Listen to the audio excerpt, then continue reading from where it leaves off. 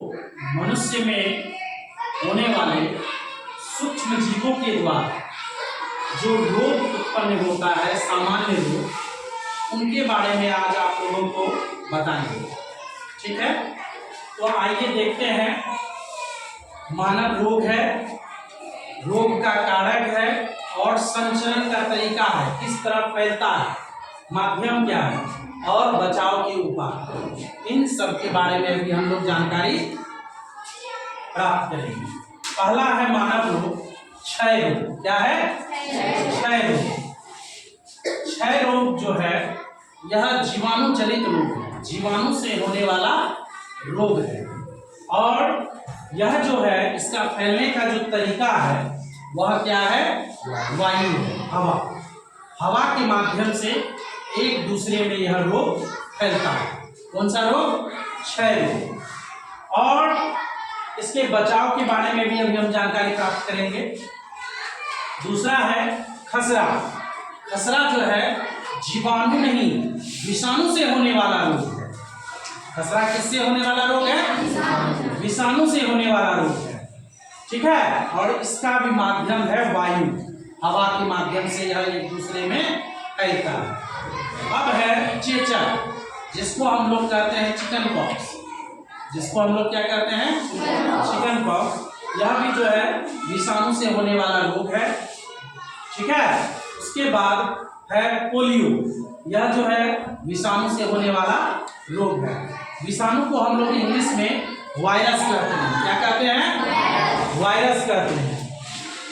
चेचक का जो फैलने का जो तरीका है, अगर किसी व्यक्ति को चेचक हो जाए, अगर आप उसके संपर्क में आ जाते हैं तो आपको भी चेचक होने की पूरी संभावना बन जाती है। या हवा के माध्यम से चेचक जो है एक दूसरे में फैल सकता है।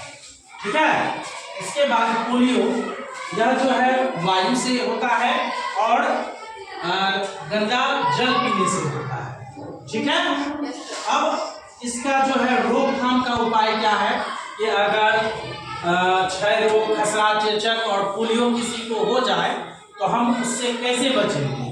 तो बचाव के जो उपाय हैं, रोगी व्यक्ति को पूरी तरह से अलग रखना होगा।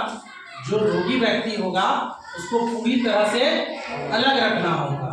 और रोगी व्यक्ति का जो व्यक्तिगत वस्तु है जिसका उपयोग करता है उसको भी अलग रखना होगा।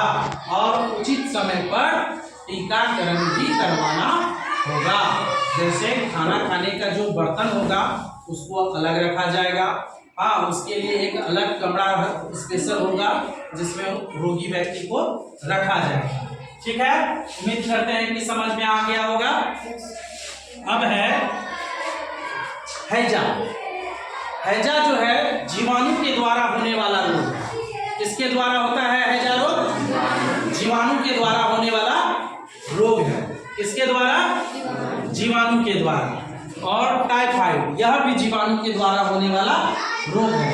जीवाणु को हम लोग इंग्लिश में बैक्टीरिया कहते हैं। क्या कहते हैं? बैक्टीरिया कहते हैं। ठीक है, और यह जो है दूषित जल पीने से होता है, दूषित भोजन करने से होता है। ठीक है, यहाँ देख लीजिए, दूषित जल अगर आप पी रहे हैं या हानिकारक भोजन आप ग्रहण कर रहे हैं, खा रहे हैं, तो इससे आपको हैजा और टाइफाइड होने की संभावना बहुत अधिक प्रबल हो जाती है।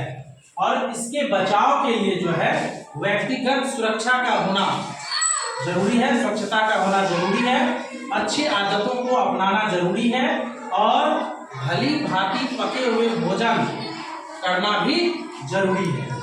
ठीक है, साथ में उबला हुआ पानी पीना और समय पे टीकाकरण करवाना जरूरी है।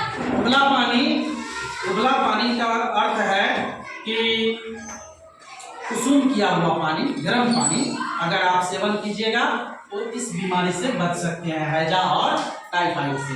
और शुद्ध भोजन, साफ भोजन और पका हुआ भोजन अगर कीजिएगा, हाँ, पूरी तरह से पका हुआ भोजन, तो आप उस बीमारी से बच सकते हैं। और गंदा पानी नहीं पीना है, स्वच्छ पानी पीना है। ठीक है, तो आप हैजा और टाइफाइड से बच सकते हैं। उसके बाद है मलेरिया। क्या है? मलेरिया। मलेरिया जो है प्रोटोजोआ के द्वारा होने वाला रोग है, ठीक है। और यह किसके द्वारा होता है? तो मच्छर के द्वारा यह फैलता है रोग। मलेरिया किसके द्वारा फैलता है?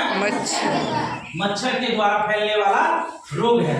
और मलेरिया से बचने के लिए हमें मच्छरदानी का उपयोग करना चाहिए। किस चीज का उपयोग करना चाहिए? मच्छरदानी का उपयोग करना चाहिए। मच्छरदानी का उपयोग कीजिएगा तो आपको मच्छर नहीं काटेगा, और मच्छर नहीं काटेगा मलेरिया नहीं होगा। क्या? और अपने आसपास में जो है गंदा पानी जमा नहीं होने देना है, ठीक है। अपने अगल बगल में गड्ढे में गंदा पानी को जमा होने नहीं देना है। और मच्छर जहाँ से उत्पन्न होता है वैसे जगहों पर जो है कीटनाशक का छिड़काव करना चाहिए, जैसे ब्लीचिंग पाउडर के छिड़काव करने से जो है मच्छर मर जाता है, ठीक है। उसके बाद केरोसिन का जो तेल है, मिट्टी तेल, उसको भी अगर गड्ढे में डाल दिया जाए तो उससे क्या होता है, मच्छर उसका जो पनपता है वो मर जाता है, ठीक है। और घर में जो है अगर ज़्यादा मच्छर है तो आप गुड नाइट लिक्विड का इस्तेमाल कर सकते हैं, ऑल आउट का इस्तेमाल कर सकते हैं। और वो कछुआ जो होता है जलाने वाला, मच्छर भगाने वाला, अगरबत्ती आ गया है मार्केट में, वो जला सकते हैं। लेकिन इसका उपयोग अधिक मात्रा में करने से यह स्वास्थ्य के लिए हानिकारक है। क्या है? हानिकारक है। उसके बाद है हेपेटाइटिस ए।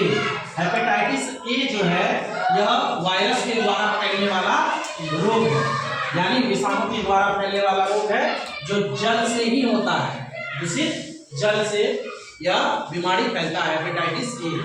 और इससे बचाव के लिए उबले हुए पेयजल का प्रयोग करना चाहिए। उम्मीद करते हैं कि आपको मानव में जो सामान्य बीमारी होता है इसके बारे में अच्छी जानकारी प्राप्त हो गया होगा, और आप लोग इसको अध्ययन कीजिएगा। और अपने अगल बगल में भी आप बताइएगा कि मलेरिया कैसे फैलता है, हैजा कैसे फैलता है, चेचक कैसे होता है, चेचक हो जाने पे हमें क्या करना चाहिए। हाँ, बर्तन को अलग रखना चाहिए भोजन करने वाला, और उसके लिए सेफ एक कमरा होना चाहिए। और जिनको चेचक हो जाए उनसे दूरी बनाकर रहना चाहिए, क्योंकि यह हवा में फैलने वाला विषाणु है, ठीक है। अगर इसके संपर्क में आ जाइएगा तो आपको भी हो जाएगा, ठीक है। चलिए, बहुत बहुत धन्यवाद।